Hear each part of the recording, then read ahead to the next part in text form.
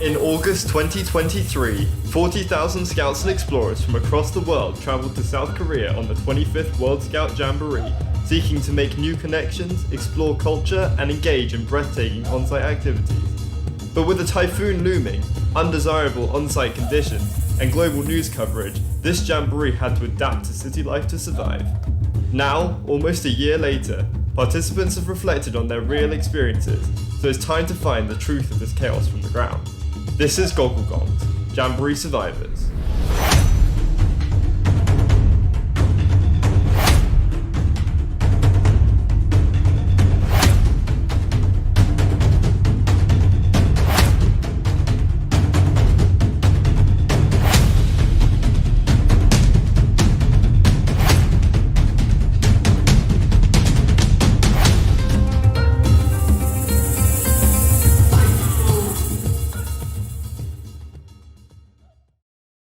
Previously, we were introduced to a group of young people from UK Unit 56 as they prepared for the Jamboree, including but not limited to a long hike. This time, we'll discover their experiences in South Korea in the week leading to the surprises of the Jamboree campsite. What was the pre-Jamboree trip like? So, leading up to the campsite, we kind of just did loads of different activities in Seoul. Like the airports and stuff? So like back in Seoul before we went to Seoul. Oh, that was fun actually. I really really liked it. One of the ones that we did before going to the site was this hike that we did up in the mountains. Well, yeah, mountains just outside Seoul, which I thought was one of the coolest part about Seoul. You have all city all built up like skyscrapers and whatever. You take a 20-minute tube and you're just full like in forest going up mountains where these Buddhist temples. That was good. We walked up a mountain and at the top was like a Buddhist temple, and we went, what time was it, like 7 or 8 in the morning or something? And yeah, they were singing at the top and it was just beautiful. It was so cool. Dunking ourselves in the lakes. Yes, dunking ourselves in the lake, going under the waterfalls on the way down from seeing these Buddhist temples. It doesn't feel real, No. still to this day. No. I mean, even just getting on the coach, I was like, damn, it's actually happening. Yeah, definitely. I mean, transporting. Do you remember having to transport all our bags up and down the trains and escalators? And Oh stuff my like God. It all just blurs into one for me. A lot of salads. Yeah, a lot of salads. So basically, for a bit of context, I had like 30 kids I with those bags so massive annoying. suitcase bags. And you just kick the back of it and it just goes over. It just, Or yeah. you just kick someone else and just annoy them. I had to get 3 off one of the trains and got stuck in the door. But otherwise, pre-Jamboree, had it rained by that point? This one, that's the Rainbow Bridge, isn't it? Yeah. Oh yeah, which we had to visit twice, because the first time we got there, and it was chucking it down with rain, and I think everyone wasn't even on the first time we went. Yeah, so we thought it was on, and it And was then going it to be like wasn't, the nice yeah. colourful rainbow lights, but it was chucking it down with rain, and then they were like, oh, by the way, it's not on because the weather's too bad, and there we were in our ponchos, some of our quite vibrant It was ponchos. the second time it was raining as well. That might have been, It rained probably twice. was, yeah, because we were prepared for the bad weather, but the bridge wasn't. I We don't had think- like a week before when IST were there, so they knew it was going to flood. It would already flooded. The site was flooded at that point. Yeah. We went to see the zoo. Some people went to an aquarium. We went to this massive, what's it called? It was like a massive shopping centre that had. Gangnam Mall.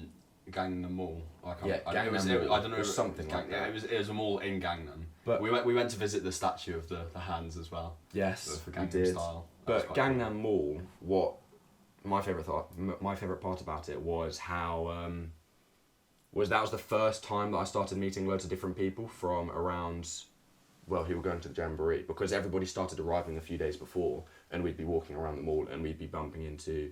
I think I met some Mexicans, some Australians, quite a few Australians who were pretty nice. We met some Austrians in I want to say the War Museum or something, and they were lovely, and I'm still in contact with a couple of them actually. Did you ever get one of the little koalas from the Oh, Australians? I got about 5 of them.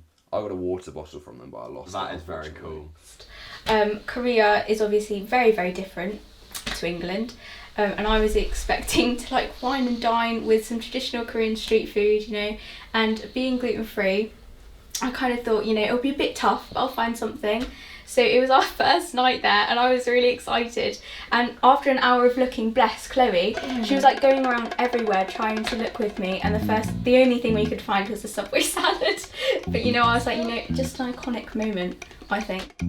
Before heading to the Jamboree site, UK units had the opportunity to visit South Korea's capital city Seoul for a couple of days. This was to make sure flights were available and participants could be brought over in smaller groups, meaning some got longer city stays at the beginning or end of the trip. What did unit leaders tell you on the night of this? Oh, wait. That was when we got told we were going the day later, weren't we? Yeah, so we'd just been to the zoo.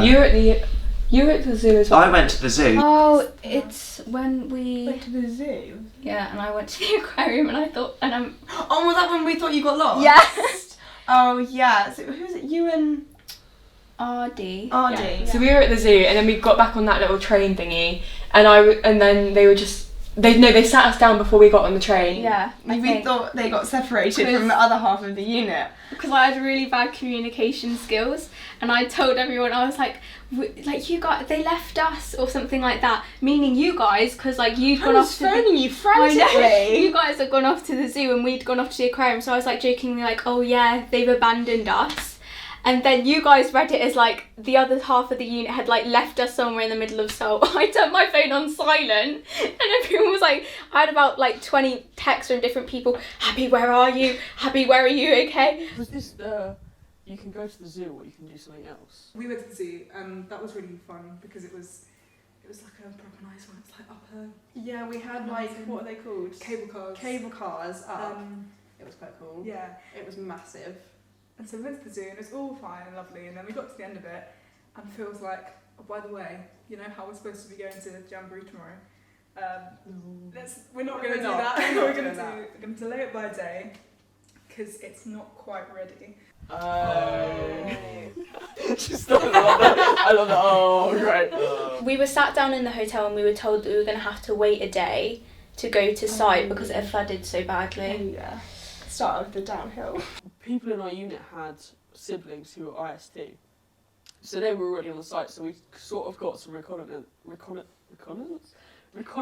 from them. And then we got on the train and my brother was IST, so I just like had all the pictures from site and I was just showing everyone. And it was very much, it was like, oh, there's, you know, they're working on it, site's not, you know, 100%.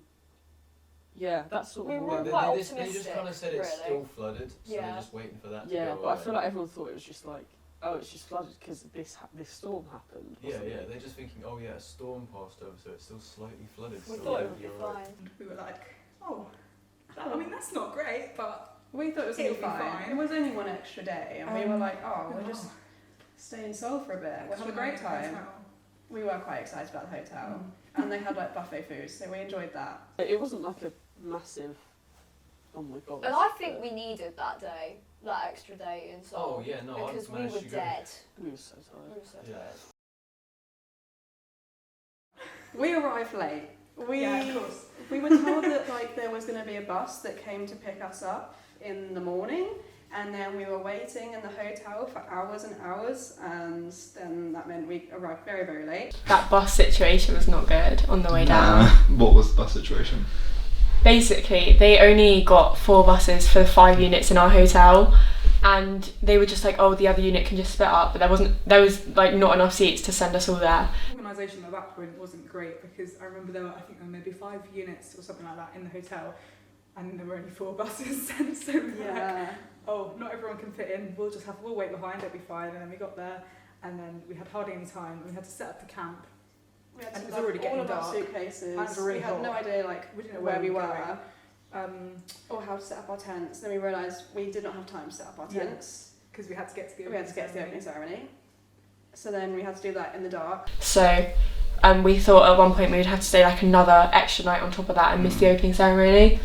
But it pulled through at the end. I think the bus came like... late, but good enough. We got there just before the opening ceremony, so it was all good.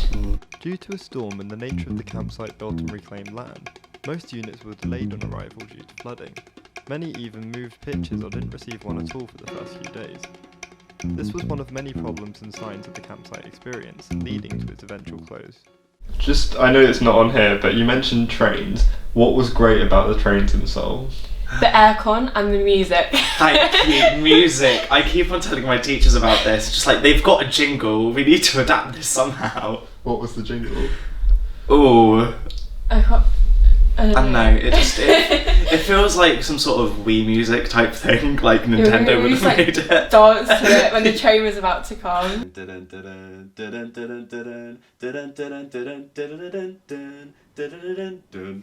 Yeah, I can. I remember that one.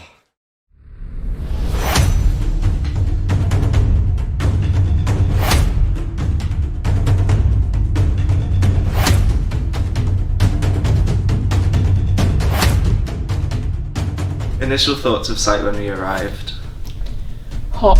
Even if you didn't know the words, everyone was jumping up and down. Everyone thought, oh, we're going to do it, and everyone was getting notifications saying. I did that for like 4 badges, and Everyone was so jealous. I was so happy I got that. On the second night, it was so nice.